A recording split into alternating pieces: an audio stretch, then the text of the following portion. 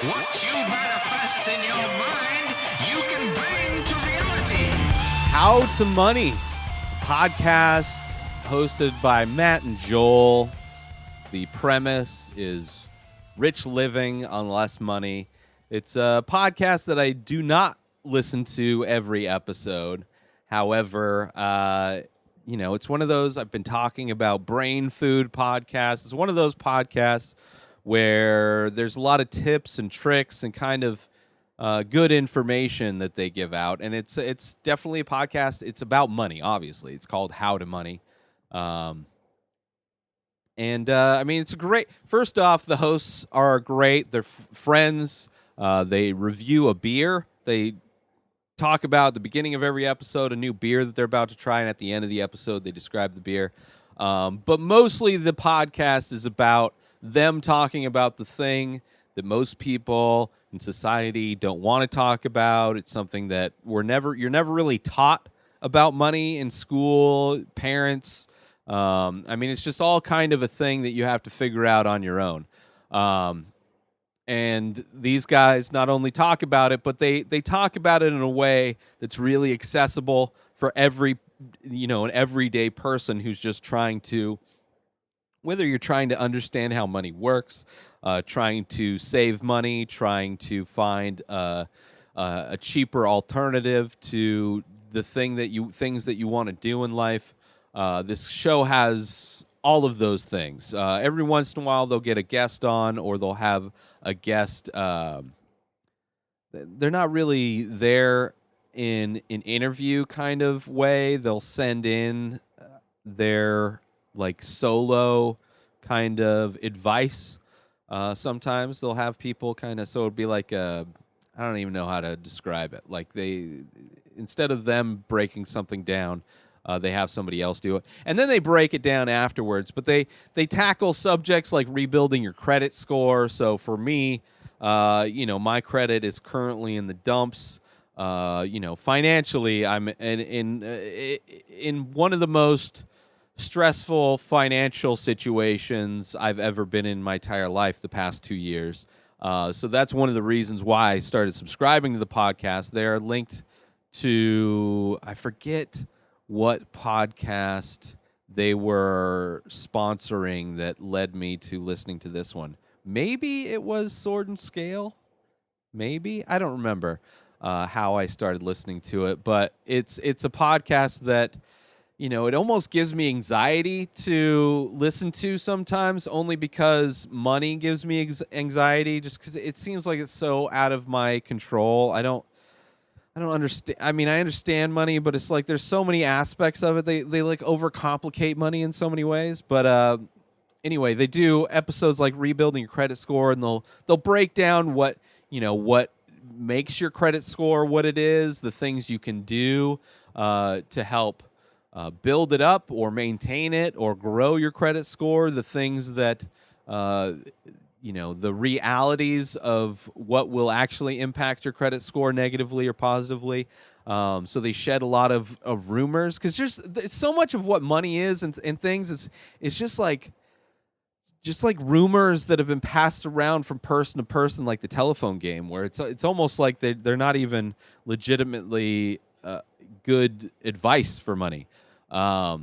They also have a lot of tips and tricks on how to save money on certain things, on products and services. So if you're looking to get a new car, they'll have an episode on, not only how to just what car is going to give you the best bang for your buck as far as reliability, but they also break down what it costs to actually own a car and how it compares to other options when for transportation. So they'll break down okay, if you get a car, you have to understand that the purchase price of the car isn't the only cost you're going to incur when owning a car. Especially if you're financing a car. You have whatever interest you're paying on the loan. You're also paying for your insurance, which is going to be a different rate whether you own it or you're currently buying it, or the bank owns it, or whatever. And then there's fuel costs, there's maintenance costs, there's registration, there's all these other costs associated with owning a car, and they break down all of those costs that people don't think of. Similar to so for example, a friend of mine, my roommate, during the summertime, she gets these like water bladder above ground pool kind of deals, like a kiddie pool on steroids in a lot of ways, and they're great for the summer. I love it when she gets it set up, but there's like so many hidden costs because it's not just buying the pool. Then you have to think about what's the cost of water to fill up the pool as well as keep the pool full because it's hot out in the desert. There's a lot of evaporation, so you're constantly having to add water to it. So you have that cost. You have the cost of the pump. You have the cost of the filters. You have the cost of the chlorine. So the show really opens your eyes to kind of seeing the full picture when it comes to buying stuff. And it's not just cars or pools. It's just like the hidden costs when you get anything, where, just buying your cell phone isn't just the cell phone. You have your service, but they have, in addition to, the car thing, they also have episodes where, how to save money on your cell phone service, when the best time to buy a cell phone is, not only the best time, but like now that with cell phones, things have changed a lot with cell phones as far as how companies structure everything. Over the past 10 years, there's been a big shift from, just getting your cell phone from your carrier and paying a subsidized price where you're basically paying a monthly on it to a lot of different programs. Like Apple has their program where you spend monthly and you get a new phone upgrade every year. You can get the newest iPhone every year and you just pay a certain amount. And it's like you're leasing the phone in a lot of ways. But just kind of the whole dynamic of purchasing phones now has changed quite a bit. So they break down, when the best price, when the best time to get phones is, the best way to get phones. Should you get it through your carrier, or should you just buy it on your own, or buy it through the manufacturer? Same thing with like cell phone service. So it's a show that I subscribe to, but I will listen to episodes that are specifically related to me, something that I feel like I might be able to get something out of, or something that I'm just interested in. But then there's other episodes where it's like, how to invest in the stock market. What's the best strategy for that? It's like, I am so far financially from having the type of money to where I could invest in things.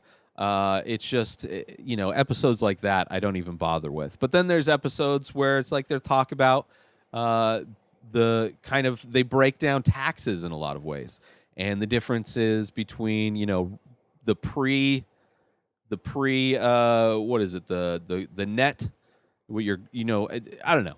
It's so complex, especially taxes. You want to talk about something that's confusing involving numbers that doesn't, like, so much of it doesn't make sense to me. It seems like it's so overly complicated for like when the government knows how much you owe them, unless but you have to show your work. It's like if you took math class but make it not make sense, and then you're stuck there for eternity. It's like hell for people that don't know math. It's like doing your taxes. It's like, I don't understand any of this or why any of this is why it is. But anyway, check out How to Money if you are in the place of your life where you want to understand money better, or want to find tips and tricks on how to cut costs on different things. It's a great podcast, and it's a well done podcast, and I really enjoy it. How to Money, go subscribe to it. New episodes of The Ray Taylor Show come out every single day. Subscribe on IGTV, YouTube, and everywhere else podcasts are found.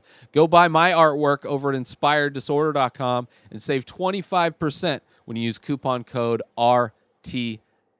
Follow me on social media at Ray Taylor. Have a wonderful day, everybody. Peace out!